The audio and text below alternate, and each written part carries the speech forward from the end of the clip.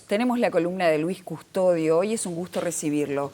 ¿Por qué? Porque para el análisis de este contexto en el cual se viene aparentemente, si es que se termina de juntar las firmas, un plebiscito contra la reforma de la seguridad social, tener datos crudos, objetivos, fríos, sirve para la evaluación, sirve para que la ciudadanía pueda tener una opinión crítica acerca de su posición. Así que, bienvenido, Luis.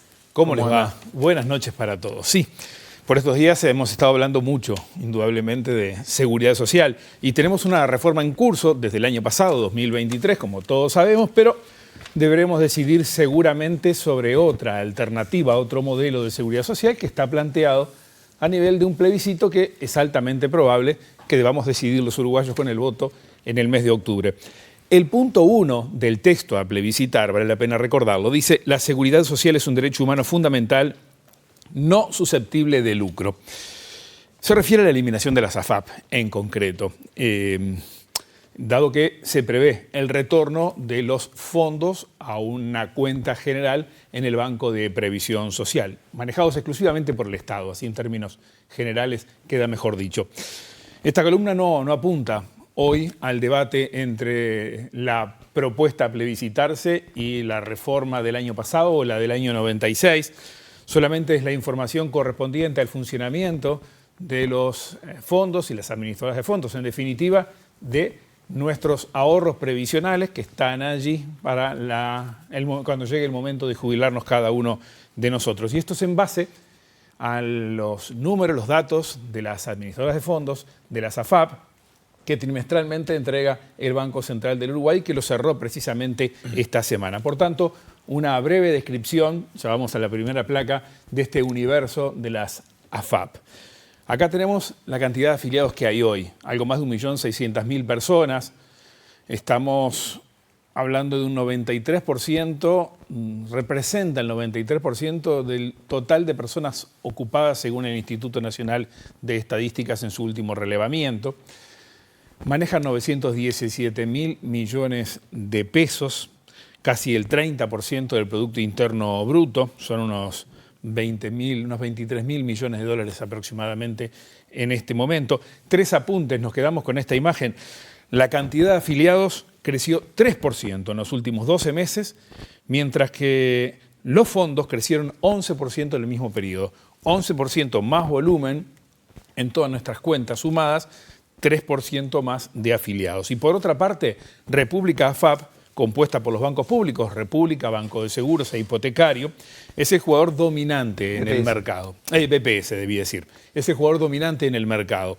37 cada 100 afiliados y 54 cada 100 pesos que ponemos en nuestras cuentas están en esa administradora. Una confianza reforzada en la administradora pública y eso queda claro en este mercado. Una entre 4 es porque las otras 3, Sura, Integración y Unión Capital, recientemente renombrada como Itaú, AFAP, son los demás jugadores que tenemos. El otro punto al día de hoy, hay aproximadamente unas 105.000 prestaciones servidas por parte del sistema, o sea, personas jubiladas ya bajo este régimen.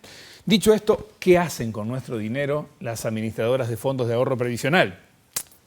La rentabilidad obtenida, en definitiva, la vuelcan en nuestra cuenta, o sea, invierten primero, lo que obtienen como rentabilidad lo vuelcan en nuestra cuenta de ahorro individual, descontando la comisión y otros costos que estaremos viendo también. Vamos a hacer algunas consideraciones que vale la pena tener en cuenta como ayuda a memoria en este tema. Recordemos que a partir de la reforma del año pasado están obligados a afiliarse todos los trabajadores. Antes alcanzaba a aquellos trabajadores cuyo salario nominal superara el nivel 1, unos 85.000 pesos. El aporte a la seguridad social es siempre el 15% de nuestro ingreso nominal. En la actualidad existen 3 subfondos, yendo al segundo ítem que tenemos allí, buscando mejor rentabilidad para los afiliados. Conviene recordar, en 2014 se abrió el fondo de la cuenta de cada uno de nosotros en 2. Uno de acumulación, personas más jóvenes, inversiones con algo más de riesgo, otro de retiro para quienes están más cerca de la jubilación.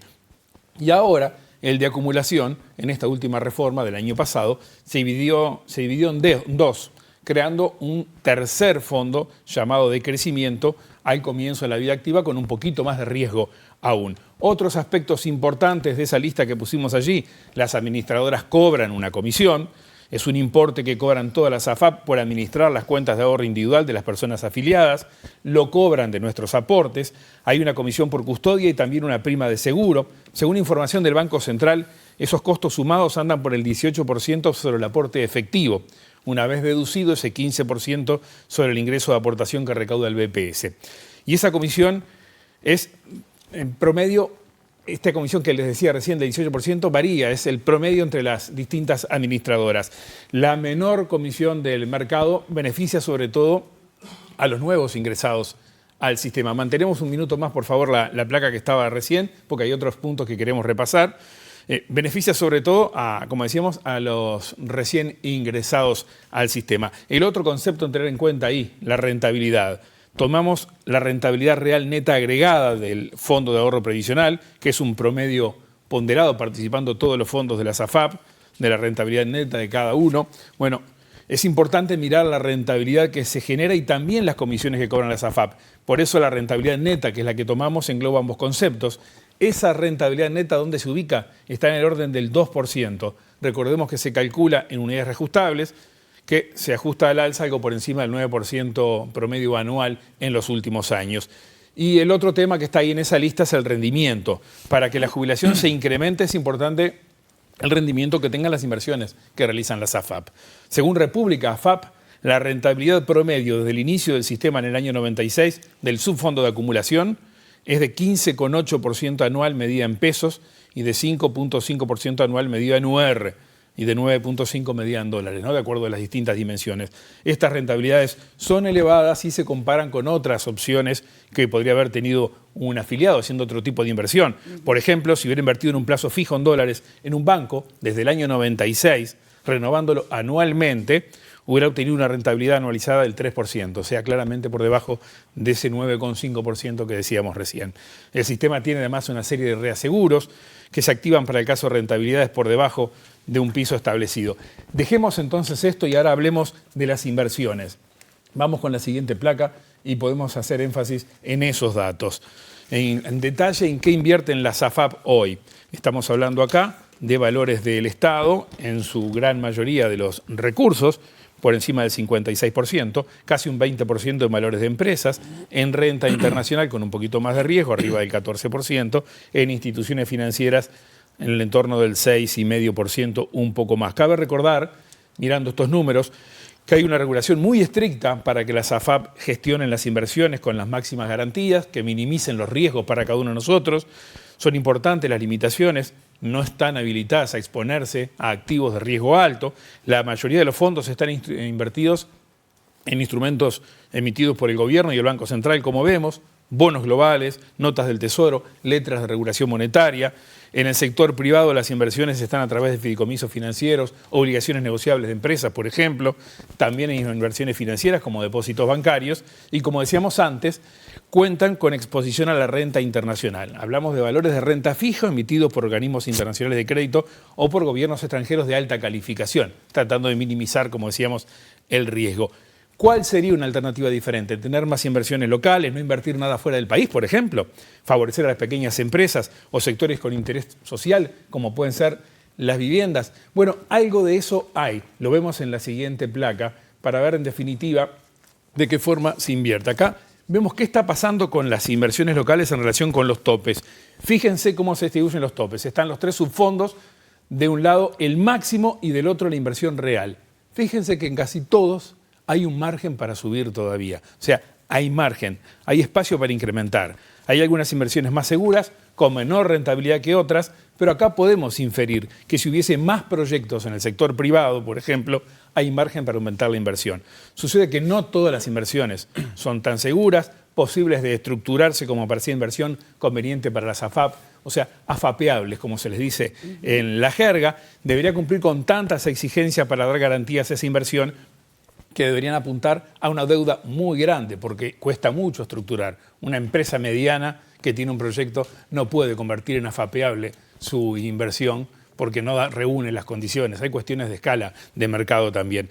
De todos modos, un dato importante para agregar después de esto que vimos recién es que hay un importante volumen de la inversión pública en actividades productivas, y eso lo vemos en la placa que viene. Rápidamente observamos esto. Fíjense ustedes, en infraestructura vial hay un 37% del dinero que destinamos a actividades productivas, un 28% en agrícola y forestal, 7% se reparte parejo en inmobiliario, energía, financiera, infraestructura social, también hay en transporte y servicios algo menos, en comercio e industria.